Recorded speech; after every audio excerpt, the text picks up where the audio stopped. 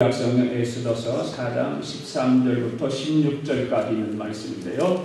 우리 앞에 보시고 또 하나님 말씀으로 함께 큰 소리로 합독하실 수 있기를 바랍니다. 시작. 모르느니가 그를 시켜 에스더에게 대답하되 너는 왕궁에 있으니 모든 유다인 중에 홀로 목숨을 건지리라 생각하지 말라. 이때에 네가 만일 참담하여 말이 없으면 유다인은 다른 데로 말미암아 노임과 구원을 얻으리와 너와 내 아버지 집은 멸망하리라. 네가 왕의 자리를 얻은 것이 이때를 위함이냐 아니니 누가 알겠느냐 하니 에스더가 모르드게에게 대답하여 이르되 당신은 가서 수산에 있는 유다인들을 다 모으고 나를 위하여 금식하되 밤낮 3일을 먹지도 마시고 말고 마시지도 마소서. 나도 나의 시녀와 더불어 이렇게 금식한 후에 그네를 어기고 왕에게 나가리니 죽으면 죽으리라 하니라. 아멘. 오늘 본문의 말씀 제목은 기도로 승리한 에스더라고 하는 제목을 가지고 말씀을 드리려고 합니다. 기도에 관한 감동적인 이야기가 하나 있어서 여러분에게 들려드리기를 원합니다. 제2차 세계대전이 마무리되려고 하는 시점인 1945년 4월 12일 충격적인 사건이 일어났는데 그 당시 2차 대전 때 미국 대통령이 누구였었나요? 기억나세요? 프랭클린 대통령 있잖아요. 프랭클린 대통령이 미국 대통령 프랭클린 루즈벨트가 대통령이었었는데 그 프랭클린 루즈벨트가 갑자기 서거를 하게 됐습니다.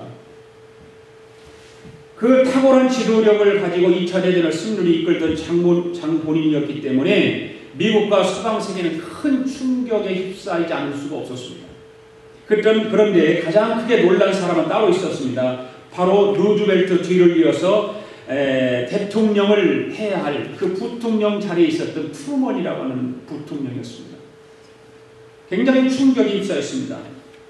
그런데 시골 출신입니다. 미조리주에 사는 그런 시골 출신의 사람이었는데 경력도 그렇게 좋지 않습니다. 화려하지 않습니다. 능력까지 검증되지 않은 상태였습니다.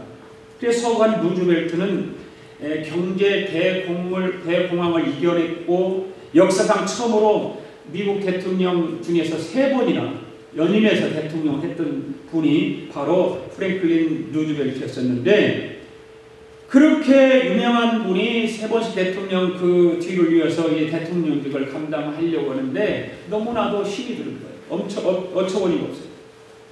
이런 신화 같은 존재였던 루즈벨트를 대신해서 대통령직을 수행해야 했던 그 트루먼이 두려워서 떨 수밖에 없죠. 취임 직후에 기자들이 그래서 취임 소감과 국민들에게 바라는 것이 무엇인가를 물었어요. 그때 이 루즈벨트 대통령 뒤를 이어서 대통령직을 수행하면서 그 기자들이 물었어요. 트루먼이 이런 말을 합니다. 대통령이 서간 순간 하늘의 달과 별 모든 행성이 나를 향해 떨어지는 것 같았습니다. 여러분 만약에 일생에 한 번이라도 기도해 본 일이 있다면 지금 나를 위해서 기도해 주시면 고맙겠습니다. 기자들에게 그런 이야기를 했습니다. 일생에 한 번이라도 기도해 본 일이 있다면 나를 위해서 기도해 주시면 고맙겠습니다. 라고 했다는 것입니다.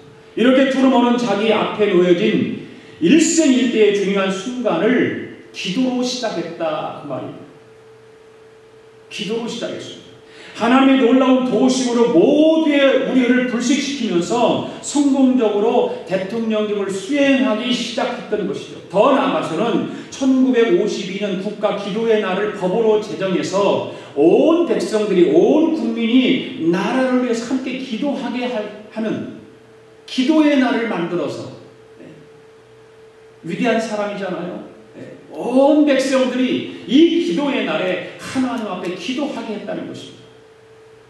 그런 국가 통치의 중대사를 향해서 기도로 시작했던 대통령으로 유명한 대통령입니다. 그렇습니다. 어떤 일을 시작할 때 기도로 시작해야 합니다. 그러면 시작을 성공적으로 잘 해낼 수 있게 되는 것입니다. 그리고 중대한 일을 앞두고 기도로 나아가야 하는 것입니다. 사람들은요, 중대한 일을 앞에 두고도 기도하지 않는 것을 가끔 보게 되는데 중대한 일을 앞에 두고는 기도해야 돼요. 결국 기도가 승리하게 만드는 것입니다. 기도가 모든 환난을 이기게 하는 것이고 모든 그런 고통을 이겨내게 하는 것입니다. 우리 교회는 개척교회입니다. 그래서 아직 자립을 하지 못하고 있습니다. 교회가 하나 탄생해서 자립하기까지는 얼마나 많은 수고가 필요합니까? 수고하는 여러분들을 향해서 저는 볼 때마다 너무 감사하고 감동한 일들이 너무나 많은데, 여러분들의 희생과 봉사가 끊임없이 주어질 때에, 여러분들이 기도가 있을 때에 교회는 성장하고 자립하게 되는 것입니다. 그 가운데 저와 여러분이 해야 할 일이 있습니다. 바로 기도입니다.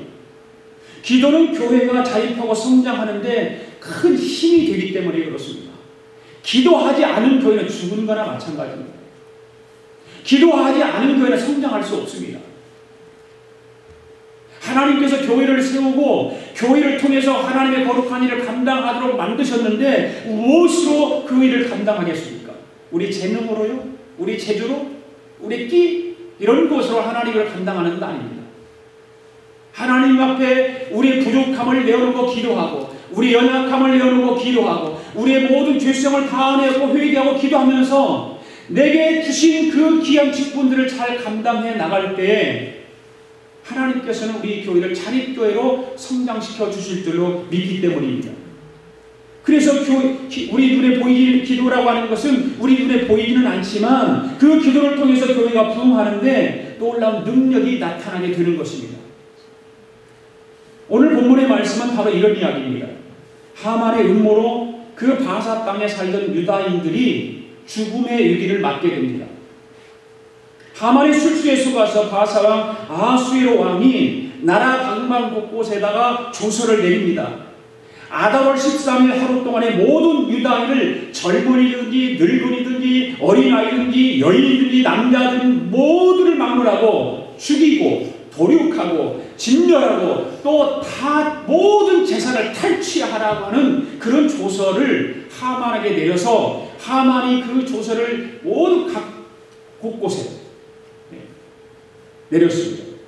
그래서 이제 유다인들은 꼼짝없이 전멸당할 수밖에 없는 절제절명의 순간에 이르게 된 것입니다. 그런데 왕비가 된 에스더는 왕궁에서 이 절박한 소식을 전해 듣죠.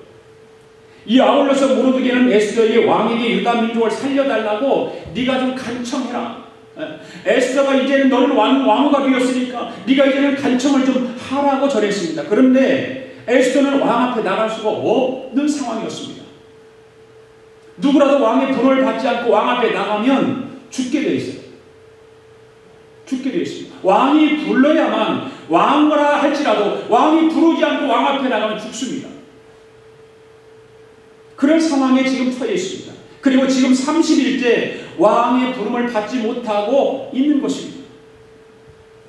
에스더가 이런 상황을 전하며 왕에게 나갈 수 없음을 그 모르드게에게 알렸습니다. 그때 모르드게가 에스더에게 다시 이렇게 전가를 보냅니다. 오늘 본문의 14절 말씀이 뭐라고 그러죠? 네가 왕의 자리를 얻은 것이 이때를 위함이 아닌지 누가 아느냐? 바로 네가 왕후가 된 것은 지금 유다 민족이, 유다 백성이 다 천멸되게 되어 있는데 네가 왕 앞에 나가서 고하고 왕으로부터 조서를 번복하도록 만들어야 될 그 상황이 지금 이렇게 왔는데 네가 그 일을 위해서 왕후가 되었는지 누가 아느냐? 그 말이에요.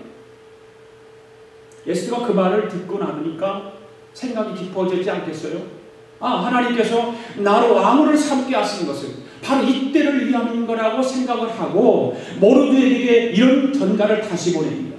16절 우리 다시 한번 읽어볼까요? 같이 시작. 당신은 가서 수산에 있는 유다인을 다 모으고 나를 위하여 금식하되 밤낮 3일을 먹지도 말고 마시지도 마소서. 나도 나의 시녀와 더불어 이렇게 금식한 후에 규례를 어기고 왕에게 나아가리니 죽으면 죽으리이다. 할렐루야.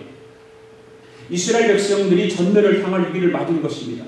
그런데 할 수 있는 방법은 한 가지뿐이에요. 뭡니까? 왕비인 에스더가 왕에게 나아가서 구원을 청하는 길뿐입니다. 그 길밖에 없는 거예요. 왕 앞에 나가서 구원을 청해야 되는 그런 상황에 지금 와 있습니다. 그러나 이 또한 여의치가 않습니다.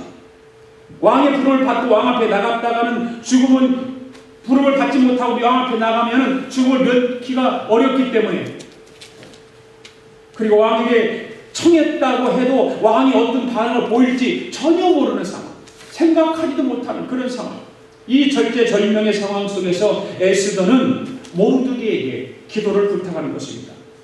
그것도 3일 동안 금식 기도해달라고 부탁하고 있습니다. 그리고 자기도 왕궁에서 시녀들과 함께 나의 동역자들과 함께 3일 동안 하나님 앞에 나 또한 금식하겠다라고 모르드게에게 전가를 합니다. 그리고 왕 앞에 나갔습니다.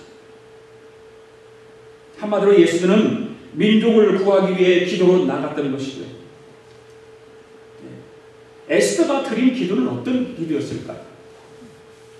에스더가 하나님 앞에 간절하게 기도했던 것이 어떤 기도였을까요?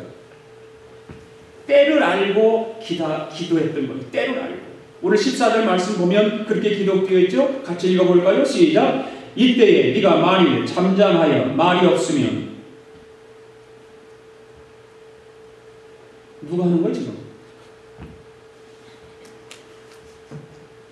14절 시작. 이때 네가 만일 잠잠하여 말이 없으면 유다인은 다른 데로 말미암아 노임과 구원을 얻으려니와 너와 내 아버지 집은 멸망하리라. 네가 왕의 자리를 얻은 것이 이때를 위함이 아닌지 누가 알겠느냐 하니. 오늘 본문을 보면 때에 관한 표현이 눈에 띄는 때라고 하는 말입니다. 그 이때에 지금 어떤 때입니까? 에스더는 왕과 비올 때예요. 모르드게라고 하는 사람은 하만에게 지금 아주 죽을 위기에 처해 있어요. 그리고 그 하만이라고 하는 사람이 유다 백성을 다 쳐 죽이기 직전에 있습니다. 이때라고 하는 것이죠. 네. 이 모르드게가 에스더에게 지시하면서 이 점을 강조하잖아요. 네가 왕후의 자리를 얻은 것이 이때가 아닌지, 이때를 위함이 아닌지 누가 알겠느냐는 것입니다. 이때를 알겠느냐, 누가 알겠느냐. 하나님께서 유다인 에스더가 바사의 왕후가 되게 하신 이유를 바로 한번 생각해봐요. 네가 이 바사 왕의 지금 아수에로의 왕의 왕후가 되게 되었는데 그 왕후가 된 이유가 무엇이냐 한번 생각해보라고 말이에요. 바로 지금과 같은 민족의 위기 때 너의 기도를 통해서 너를 사용하기 위해서 너를 왕으로 세워놓지 않겠느냐. 바로 그런 말 아니겠습니까? 그 다음으로 예수는 모르드게에 답하면서 또 때와 관련해서 언급하잖아요. 아까도 우리 16절 말씀 읽었지만 당신은 가서 수탄에 있는 유다를 다 보고 나를 위해서 금식하되 밤낮 3일을 먹지도 말고 마시지도 말고 기도하라는 거예요. 자기가 왕 앞에 나갈 테니까 자기를 위해서 좀 기도해달라는 거예요. 그냥 기도하는 것이 아니라 금식하면서 기도해달라는 거예요. 금식 기도를 해보셨잖아요. 여러분들. 금식 기도는 어떤 거예요? 금식 기도는 생명을 걸고 기도하는 거예요. 내 목숨을 걸고 기도하는 거예요. 굶으니까. 먹지 않고 기도하는 거니까. 위급할 때, 정말 내가 급한 상황이 있을 때, 내가 하나님 앞에 정말 깊은 간청을 들여서 그 기도가 이루어지기를 소원하고 있을 때 금식하는 거예요.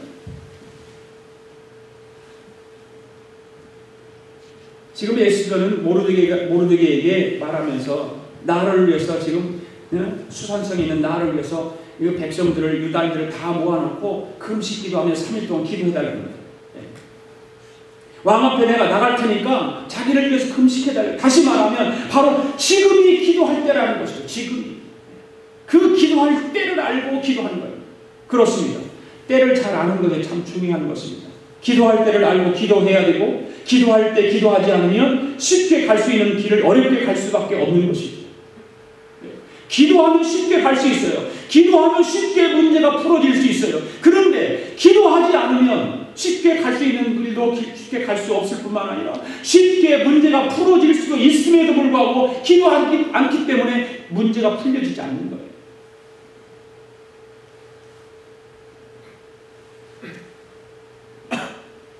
저는 바로 우리 교회가 지금 기도할 때라고 생각합니다. 하나님께서 이 장소로 교회를 이전하게 하시고 저와 여러분들로 하여금 예배드리게 하시고 하나님의 선하신 일을 감당하도록 하셨습니다. 하나님께서 저와 여러분들에게 선하신 일을 맡겨주셨는데 그 일이 무엇이냐? 바로 기도하며 죽어가는 영혼들을 구원하라고 하는 사명 아니겠습니까? 우리가 신앙생활하면서 교회에 나와서 예배드리면서 기도하지 아니하고 어떻게 우리가 신앙생활